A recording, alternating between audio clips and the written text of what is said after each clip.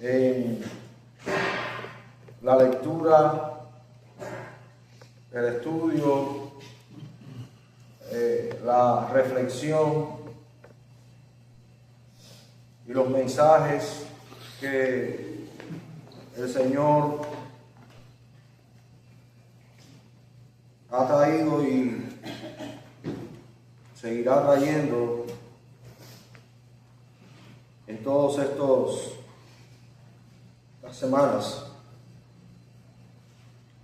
como parte de la serie Cuando Dios habla por última vez, basado en el libro de Malaquías.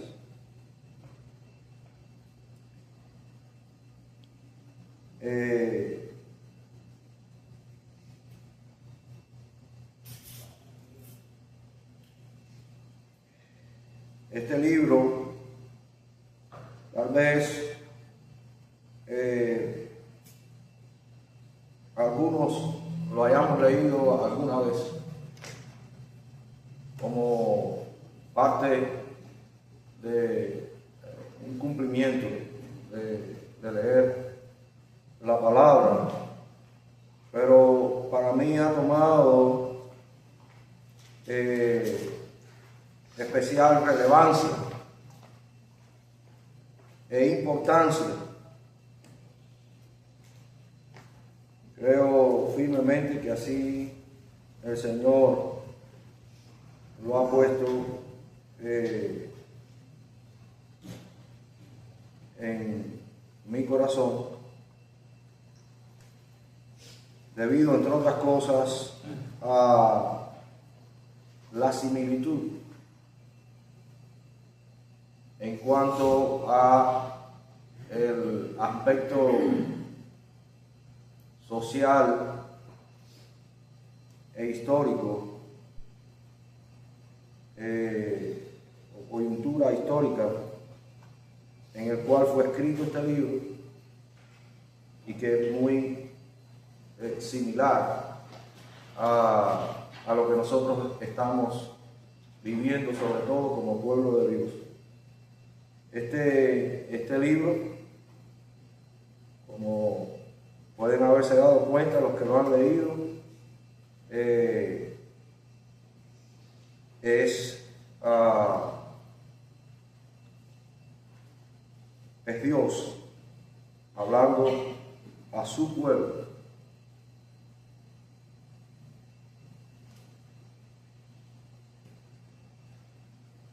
El nombre de Malaquías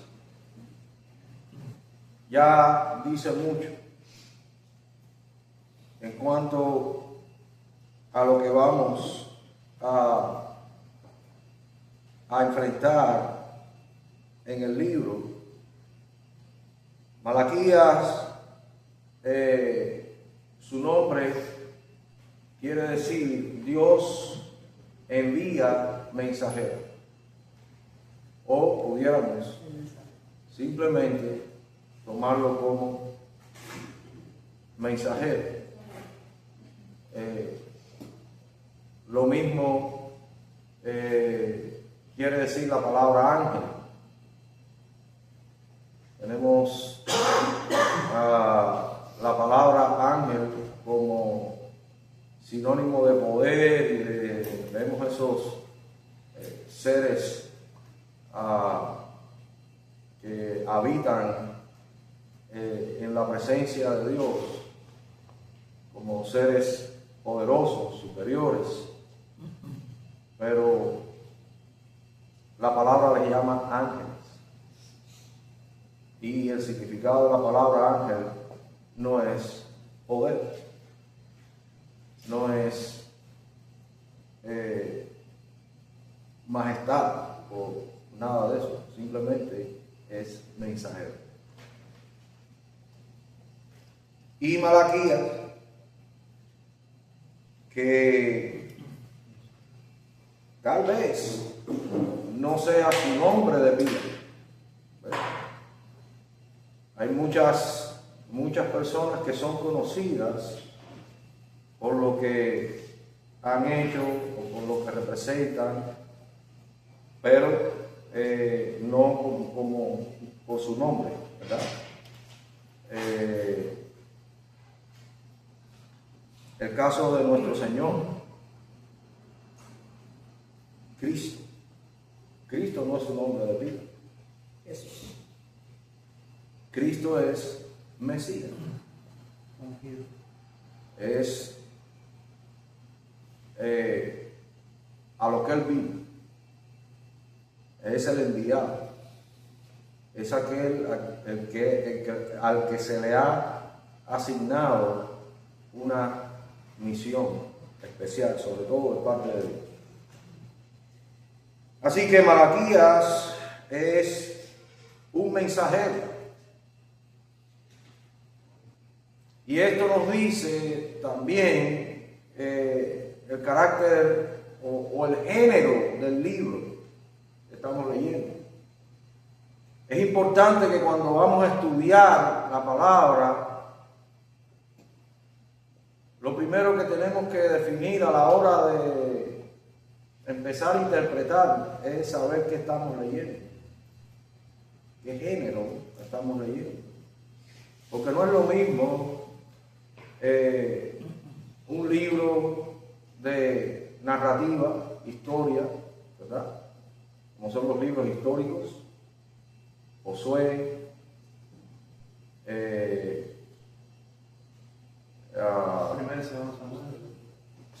los libros de Samuel, los libros de Reyes, Crónicas, ¿verdad? Pero el libro de Malaquías es profético y así tenemos que leer, además de todo el mensaje intrínseco que tiene el libro.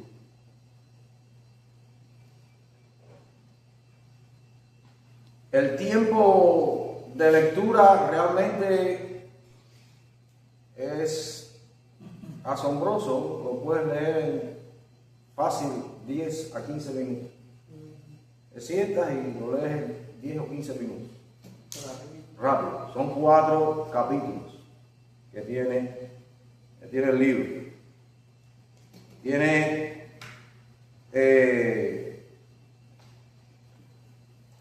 55 versículos. ¿Okay? Y 1782 palabras. Para los curiosos, ¿verdad? Aquellos que quieran pues tomar nota y apuntar. El libro, por supuesto, lo escribe Malaquías, este profeta. Dicho sea de paso, Malaquías entra en la categoría de los profetas menores.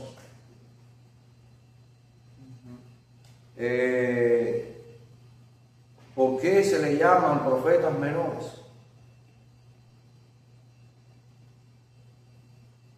¿Acaso son ellos menos importantes que los otros a los que se les llama profetas mayores? ¿Por qué se les llama entonces profetas menores? Por la extensión de lo revelado. El mensaje era concreto por la extensión del libro. Los profetas menores son los libros más cortos dentro de la Biblia. Y Malaquías es el último de los profetas menores. Es el último de los profetas menores. Así que lo escribe este personaje llamado o apodado Malaquías. No hay más referencia a lo que sí se sabe, que lo que quiere decir Malaquías como nombre es mensajero. O Dios envía mensajero. Ahora, ¿cuándo fue escrito el libro? Entre el 450 y 400 antes de Cristo. Para los que tal vez no están familiar con esto, después de Cristo, Si fuéramos a poner un libro, tendríamos que poner, por ejemplo, entre 450 y el 480 después de Cristo. Acá viene disminuyendo, ¿verdad? 450 y 400 antes de Cristo. En otras palabras, 400 años antes de la llegada del Mesías. 400 a 450.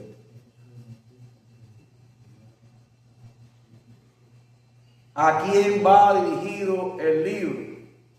¿En quién está pensando Malaquías cuando está escribiendo el libro? Y fue escrito después de la reconstrucción del templo. Ajá. En Israel, el pueblo de la deportación. ¿A quién le está escribiendo? ¿A quién tiene en mente? Pueblo de Israel. Pero que venía de la deportación.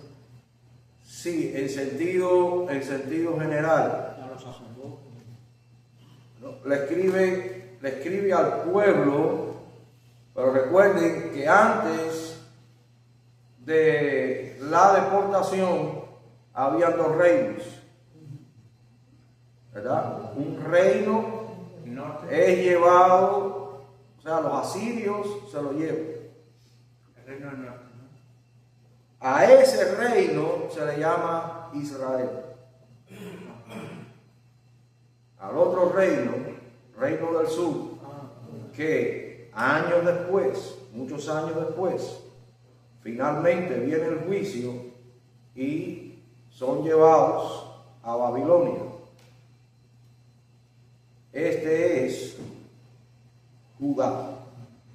El reino del Así que Malaquías está escribiendo al pueblo de Judá porque son los que han regresado del exilio o de la deportación a Babilonia. 70 años estuvieron ellos. Pasó el imperio babilónico y llegó el imperio medo-persa, Y ahí no. y es en el imperio medio-persa que llega el tiempo del retorno. Sí. Así que se le escribe al pueblo, por supuesto hebreo, israelita, pues son los hijos de Israel. Tengan en cuenta que cuando se llama Israel se está refiriendo a Jacob, los hijos de Jacob, o los hijos de Israel.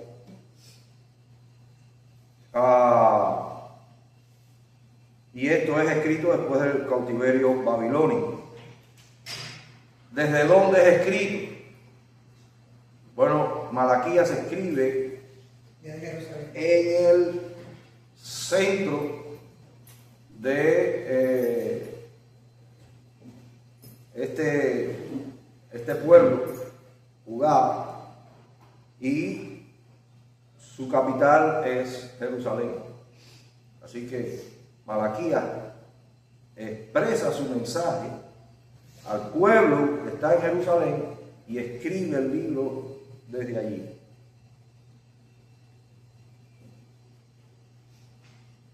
Ahora, ¿cuál es el trasfondo histórico del libro? Malaquías fue el último de los profetas, como ya dijimos, del Antiguo Testamento. Él vivió la época posterior, como decía la hermana Arietti, a la reedificación, no del muro, Enemías. pero del templo. Con Enemías. ¿Ok?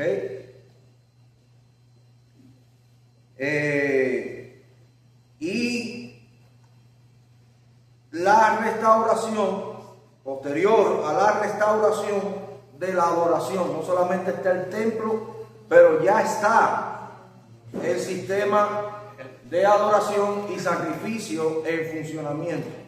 ¿Ok? O sea que ya está todo funcionando.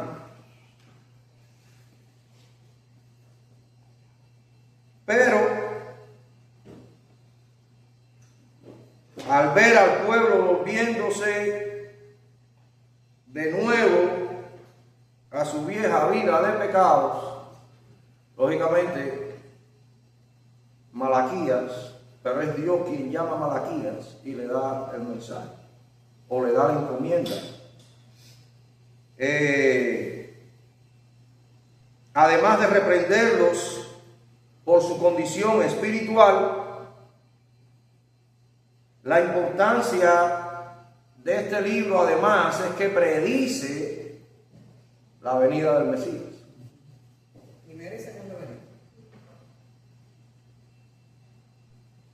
La fecha exacta de Malaquías no se sabe. Se acepta generalmente que vivió cerca de 100 años después de Ageo y Zacarías, que son también dos profetas menores, y que participó, él fue presencial y participa en las reformas de Esdras, así que es contemporáneo con Esdras. ¿Quién es Esdras? Un sacerdote que viene del exilio, de la deportación, y es el que se encarga de organizar todo el aparato litúrgico y de adoración, pone las cosas. De la Torá. Exactamente. De Esdras y Nehemías. Recuerden que Nehemías es quien lleva a cabo la reconstrucción del muro, ¿verdad? En tiempo récord. ¿Cuántos días demoraron los hebreos en levantar el muro con sus puertas? 42, 52. 45 días, más o menos. Era día y noche. Es un... Día y noche, ¿eh? Sí, y con la espada en la mano. Con la espada en una mano y la cuchara en la otra, dice que bueno, la profecía, ¿verdad? Se cumple, que el muro sería, creo que es Daniel quien hace esta profecía, o dice esta profecía, que el muro se reconstruiría en tiempo angustioso. ¿Y ese es el mismo muro que todavía queda ahora o el que queda ahora es otro? No, lo que queda es un pedazo de ese muro. Pero me pregunto si sería ese mismo. Los babilonios lo hicieron tierra. Nehemías levanta de nuevo. Herodes pone su mano también. Y hoy en día parte de ese muro es el muro de los lamentos. Cuando usted ve ahí esa imagen de Jerusalén, los judíos orando frente al muro, haciendo así y poniendo papelitos dentro con peticiones, ese es parte de lo que queda de los muros, las piedras. Más específicamente, ese muro de los lamentos es como una pared de contención, donde Herodes, porque Herodes alarga, estamos hablando que Jerusalén es una montaña, ese es el monte de Sión, famoso monte de Sión, pero Herodes, para engrandecer más la obra del templo, que fue donde ellos se sintieron ya orgullosos, porque este templo que se reconstruye después del exilio, es un templo modesto, un templo chiquito, sí, no, nada como la gloria de Salomón, ¿verdad? Es algo muy modesto. Luego después Herodes mete una construcción que creo, si mal no recuerdo, es 1 milla cuadrada. Lo que Herodes alargó la explanada del templo. Bueno, imagínense que ahí hay 2 mezquitas. Y para poder hacer eso, él tuvo que levantar muros y hacer relleno.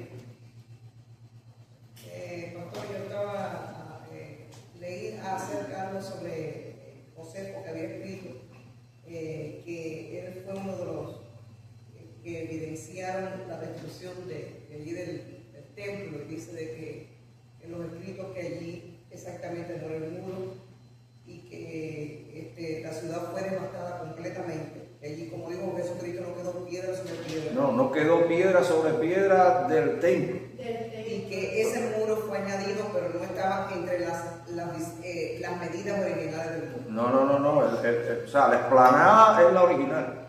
Ahí está.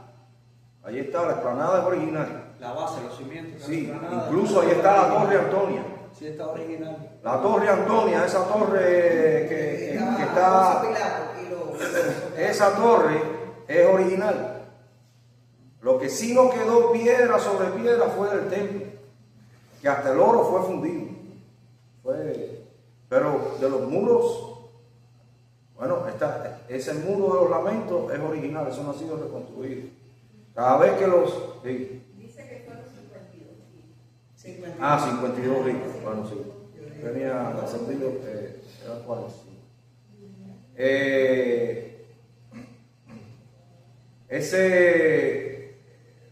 El muro de los lamentos es parte de la explanada, donde están las mezquitas. Ellos fabricaron las mezquitas, que no solamente era la explanada para el templo, allí se hicieron todas vamos a decir, los habitáculos donde vivían los sacerdotes. Eso era un sistema. Eso era un sistema, un complejo, donde estaba el templo y habían cámaras para muchas cosas. Pero bueno, son datos que Flavio Josefo escribe La guerra de los judíos y antigüedades judías. Ahí es donde él pone los datos, que incluso Flavio Josefo habla de Cristo. Por eso Cristo es un personaje históricamente establecido. Flavio Josefo no es un nombre original. O sea, sí, es Josefo, parte de su nombre como de Joseph, no sé qué, Ben, no sé qué. Pero que a él, cuando Flavio Josefo es de los que quedan en el reducto de Masada.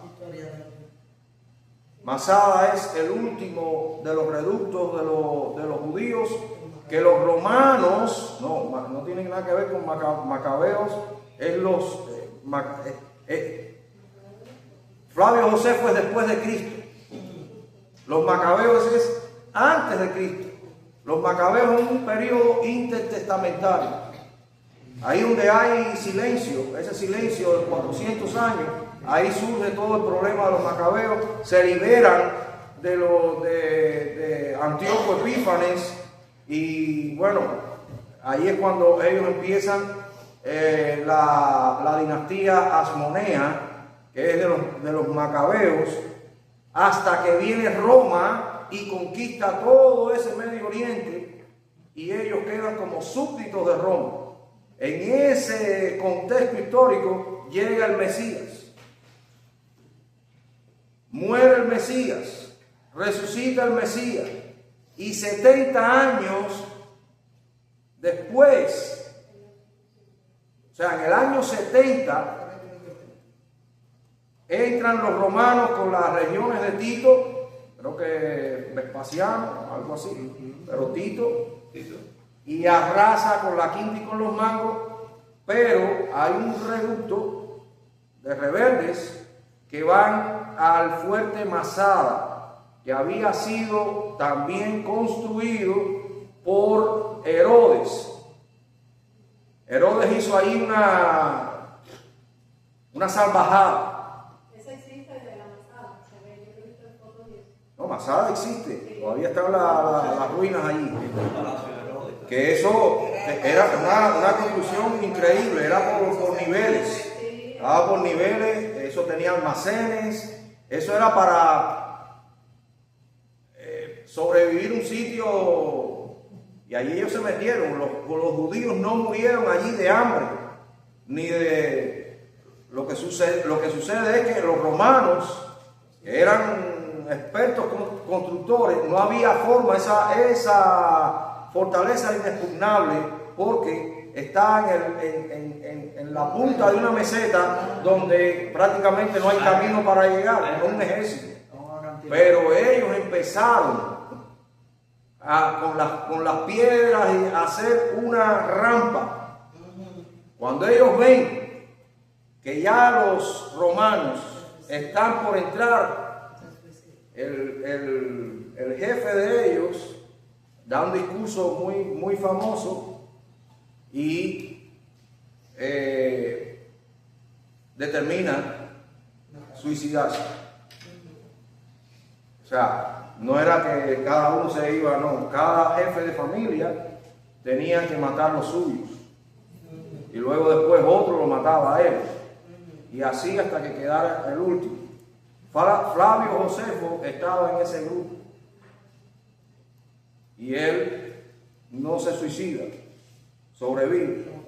Lo llevan a Roma. Lo adopta la familia Flavio o Flavia. Por eso es Flavio Josefo.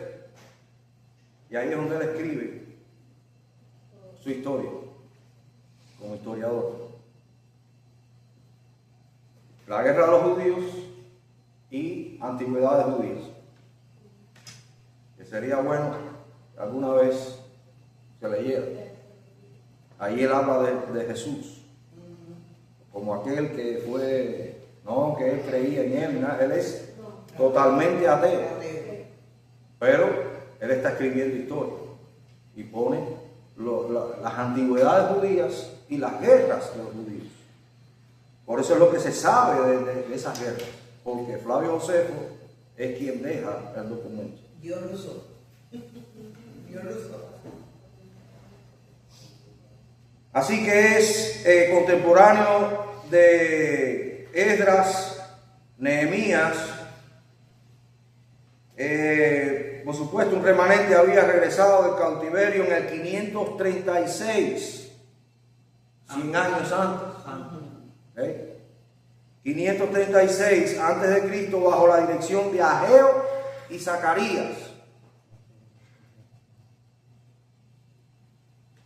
Reedifican el templo alrededor del 520 al 516, un periodo como de 4 años, si estoy bien con las matemáticas. Se reconstruye el templo, o es ese periodo de la reconstrucción del templo.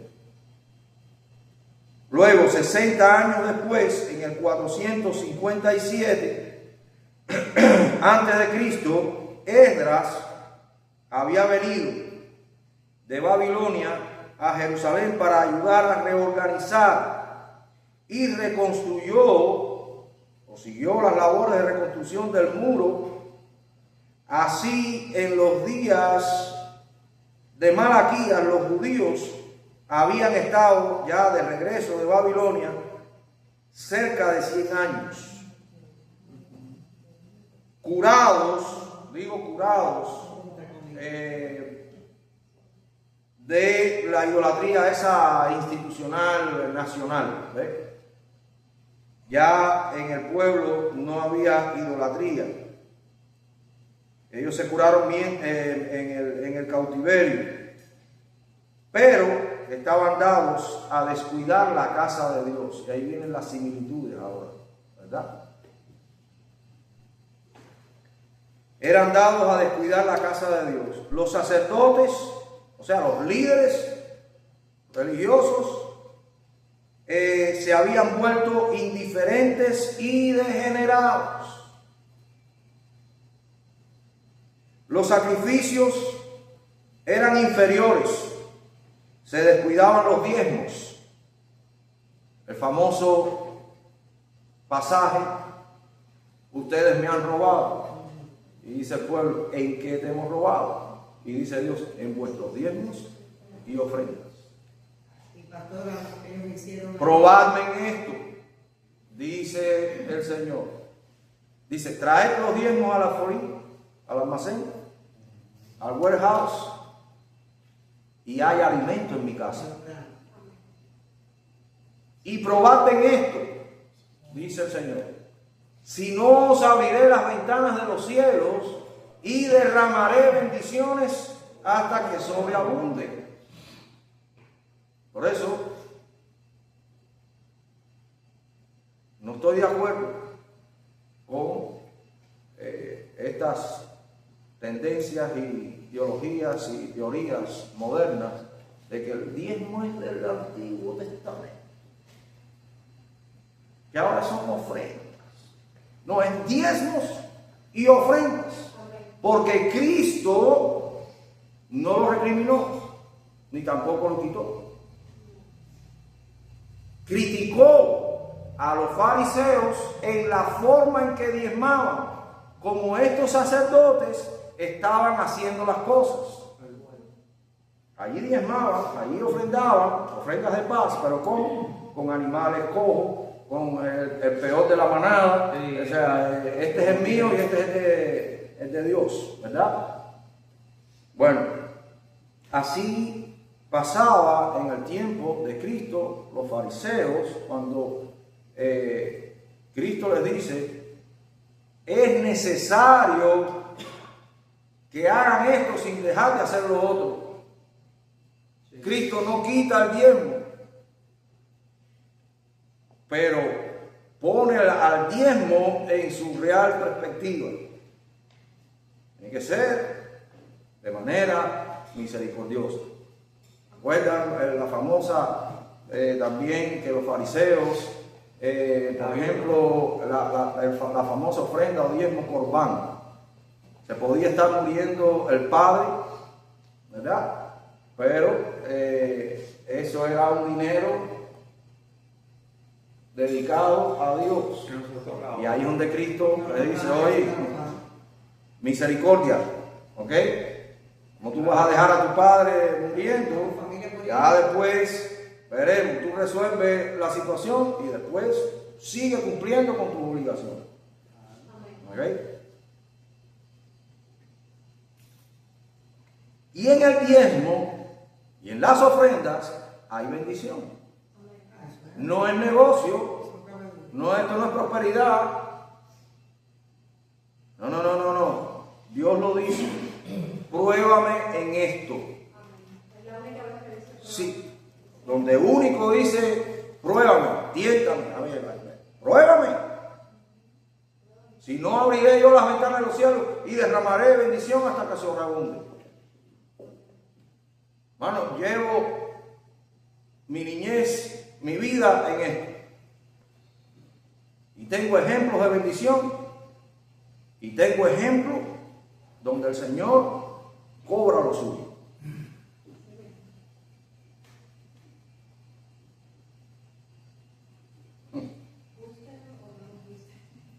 Es así.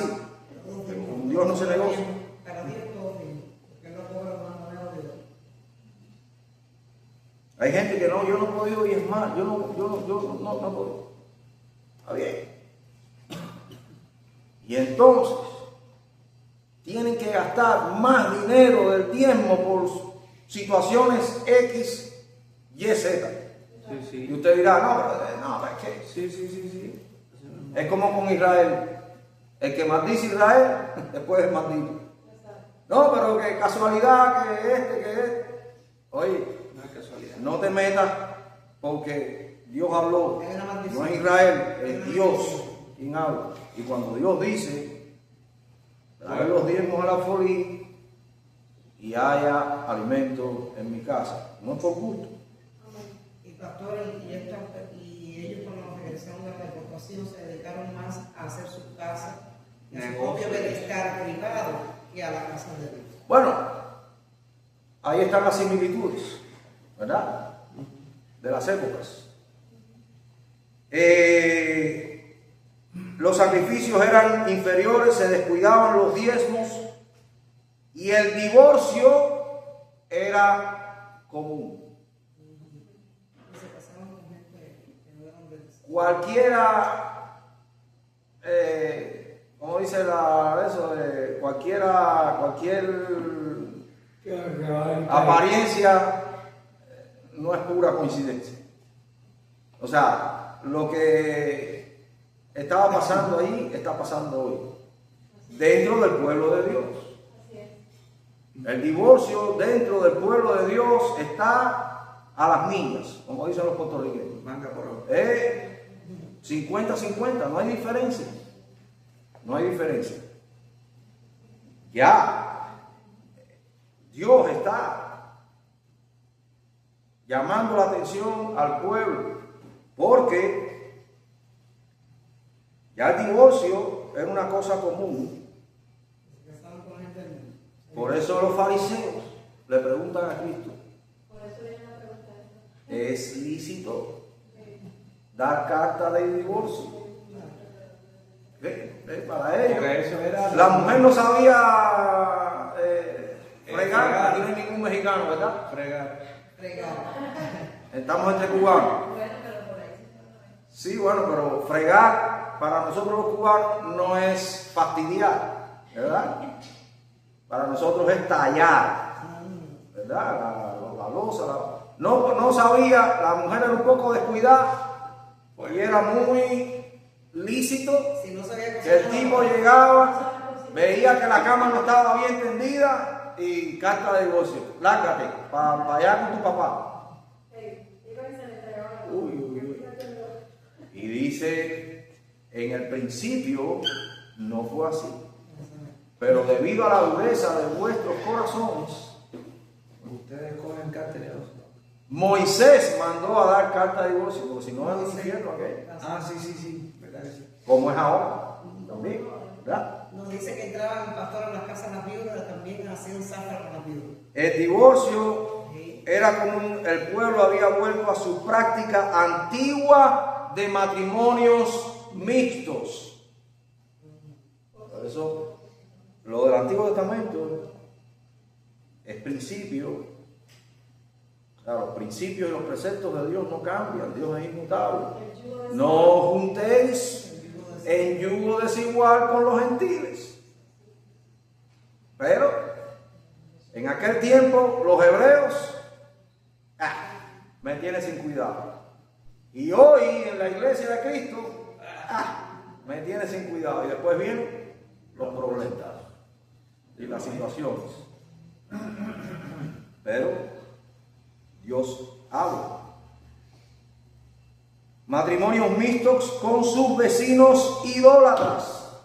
Por eso digo, entre comillas, la idolatría, porque tal vez ellos nacionalmente no tenían ídolos, pero en sus casas, sus mujeres tenían los ídolos de ellos.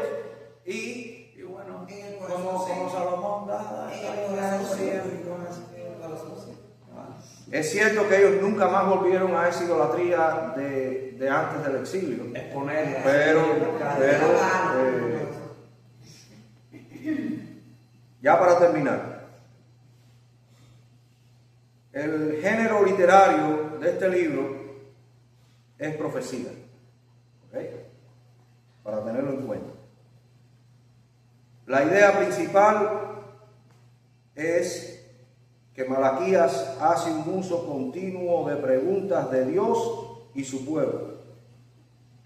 Es por eso que se dice oráculo, ¿no? No, El oráculo era como Dios mismo diciendo y respondiendo. no, lo que pasa es que, por ejemplo, en el versículo 1, en el versículo 2 dice, yo os he amado. Y dice Jehová, y dijisteis, ¿en qué nos amaste? Y Dios responde con una pregunta, ¿no eres Esaú, hermano de Jacob? Dice Jehová.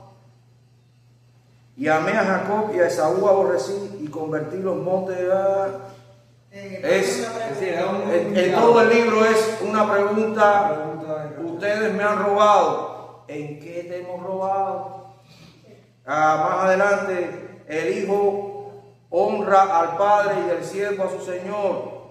Si pues soy yo padre, ¿dónde está mi honra? ¿Ves? Pregunta, tanto pregunta el pueblo como pregunta a Dios. Pastor, ¿cómo se puede decir oráculo si los dioses griegos también usaban el oráculo para hablarle a la persona? ¿Por qué se puede decir entonces que es oráculo de Dios? Porque se buscaba, Eso es como un término común, yo creo. Era como un término común. sí, son palabras que, igual que tentación y prueba. Ah, no, pero tentación es del diablo, es lo mismo. Lo que por convenio, por convención, tentación lo dejamos para el diablo y prueba para distinguir. Claro, el oráculo es una palabra que se relaciona con el paganismo. Consultó a Dios como profeta, pero el oráculo es una consulta a Dios. ¿Para qué? Los reyes para saber si iban a ir a la guerra, si Dios iba a ir con ellos. Y era lo que hacían los paganos también. Claro, los paganos a quién iban a consultar. Igual que Esaú, que cometió pecado por la pitonisa, o sea, la hechicera de Endor, ¿verdad? Y todo ese tipo de David cosas. consultaba al sacerdote para saber si... Sí, para eso estaban el efod y las piedras. Pero oráculo casi siempre en la iglesia no se usa. Se usa, consultó a Dios, preguntó, pero el oráculo es un lugar donde tú vas a ver a la persona que está de intermediaria para que te diga qué va a pasar. Pero es lo mismo. Claro, con la diferencia de que Dios es Dios y el espíritu de Pitón es Pitón. ¿Okay? Es adivinación. Es a través del nombre. O sea, la razón principal de este libro, enfrentar al pueblo con su pecado y restaurar su relación con Dios. Palabras clave: Jehová de los ejércitos, dijisteis, decís, diréis, profanar mi nombre o tu nombre, sacerdote, sacrificio, ofrenda, maldición, maldecir, pacto. Estas son las palabras que más se repiten dentro del libro.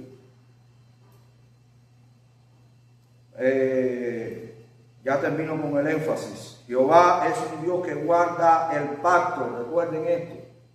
Dios es fiel y requiere lo mismo de su pueblo. Nosotros también es necesario que seamos fieles a nuestro pacto con Dios.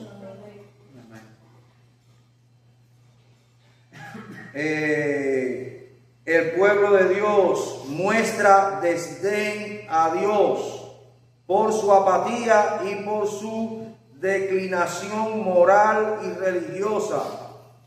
Dios juzgará a su pueblo en justicia por su obediencia renuente. Otro punto, otro denominador común entre los de esa época y nosotros. ¿Cómo venimos delante del Señor o tratamos al Señor con desdén? No, hermano, no, para mí el Señor es lo principal. Bueno, no son las palabras las que lo determinan, son los hechos. Cuando nosotros tenemos prioridades y ponemos cosas por delante del Señor, no porque tengo que leer la Biblia o tengo que orar o tengo que hacer esto. No. O sea, ellos lo hacían, ellos no dejaban sus deberes, ellos lo hacían. Nosotros lo hacemos, pero ¿cuál es el problema? Que lo hacemos con cansancio, con desgano, con desdén. Hay cosas mucho más importantes para nosotros, más deseables, ¿cómo se llama? Más placenteras. Por ejemplo,